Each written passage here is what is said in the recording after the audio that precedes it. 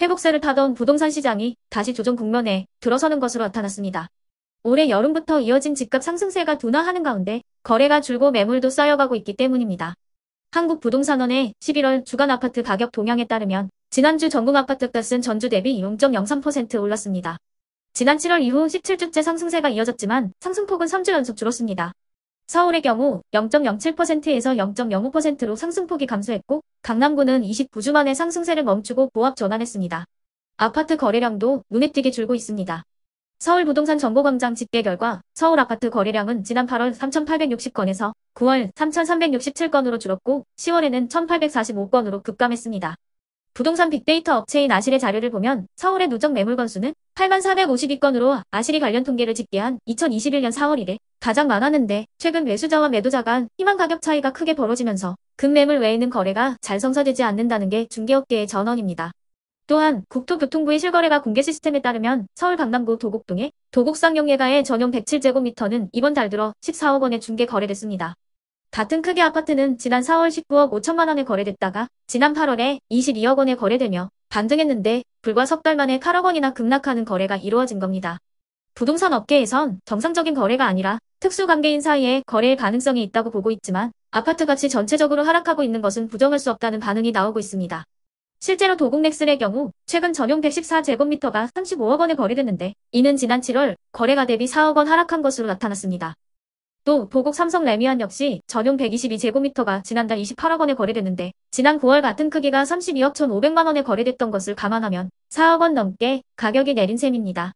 이와 관련해 대다수 부동산 전문가들은 반등세가 꺾였다고 보는 것이 맞다는 설명을 내놓고 있습니다. 올해 초 정부의 대대적인 규제 완화에 따른 기대감으로 반등한 부동산 가격이 고금리 장기화 전망으로 한풀 꺾인 분위기를 반영하고 있다는 겁니다. 전문가들은 부동산 시장이 당분간 조정 국면을 지날 것으로 보고 있습니다. 주택담보대출 금리 인하와 특례 보금자리론 등 정책 대출의 영향으로 급매물이 일시에 해소되면서 집값이 상승세를 보였지만 현재는 매수자와 매도자 간 힘겨루기가 이어지고 있다는 것입니다. 그러면 지금부터 잠시만 주목해 주시기 바랍니다. 제가 구독자분들을 위해서 이벤트 선물을 하나 준비했는데요. 제가 항상 여러분들께 뭐라고 말씀을 드려요. 뉴스만 평소에 잘 챙겨보셔도 돈이 된다, 돈을 벌 수 있다라고 말씀을 드렸는데요. 자, 여러분들 여기 보시는 정치권 뉴스 총선 관련 뉴스를 보게 되면 여러분들은 어떤 생각이 드세요? 그냥 뉴스만 보고 끝내는지 아니면 이 뉴스를 어떻게 이용할 수 있는지 이 부분을 고민하고 계시는지를 되물어보고 싶습니다. 그 이유가 뭐냐면요. 제가 지난 10월 초에 여러분들께 뭐라고 말씀을 드렸죠? 지금은 이스라엘 하마스 전쟁 관련주에 관심을 가져야 한다. 뉴스만 보고서 절대 그냥 넘기지 마시고 투자 쪽으로 생각을 한번 해보셔야 한다라고 말씀을 드렸습니다. 그리고 나서 일원성 내일들을 뉴스를 통해서 많이 보셨을 텐데요. 이런 이스라엘 하마스 전쟁이 이슈가 됐을 때 부자들은 어떻게 생각한다고 했나요? 전쟁 관련주는 뭐가 있는지, 어떤 종목이 가장 좋은지, 어디에 투자해야 돈이 몰리는지 자연스럽게 생각한다고 제가 말씀을 드렸죠. 부자들이 봤을 때는 이슈가 곧 돈으로 이어지고 그 이슈가 나에게 돈을 벌어준다는 경험적 확신이 있기 때문에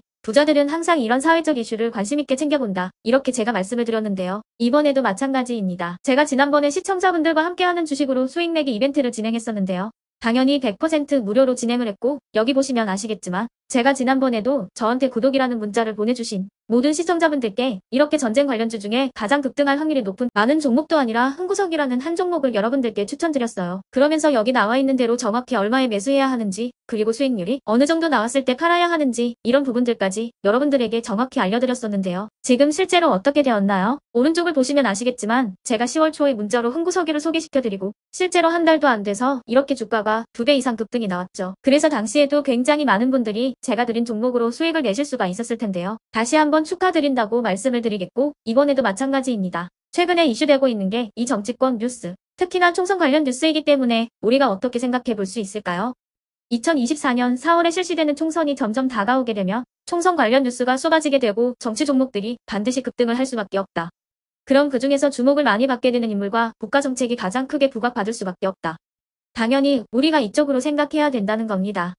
자, 그렇기 때문에 제가 이번에도 뭘 보내드리냐면 지난번과 같은 방식으로 이번에는 총선이라는 문자를 보내주시면 제가 이번 총선과 맞물려서 앞으로 대장주 역할을 하면서 주가가 가장 크게 급등할 한 종목을 여러분들에게 문자로 종목명과 사고파는 시점을 모두 알려드릴 거예요. 그래서 여러분들이 주식으로 돈 버는 연습을 해보시라 이렇게 말씀을 드리겠고 혹시라도 나는 주식을 하지 않는다 하시는 분들은 주변에 주식하시는 분들에게 추천을 해주셔도 되고 아니면 연세가 있으셔서 투자가 어렵다 하시는 분들은 이 종목을 가지고 자녀분들에게 한번 사봐라. 주식으로 한번 수익을 내봐라. 이렇게 조언을 해주실 수도 있는 거겠죠.